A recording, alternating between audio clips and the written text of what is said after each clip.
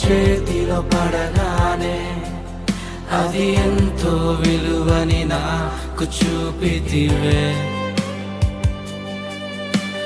జీవమే లేని నాలోని జీవమును నింపుటకు నీ జీవితాన్నే తారబోసితివే.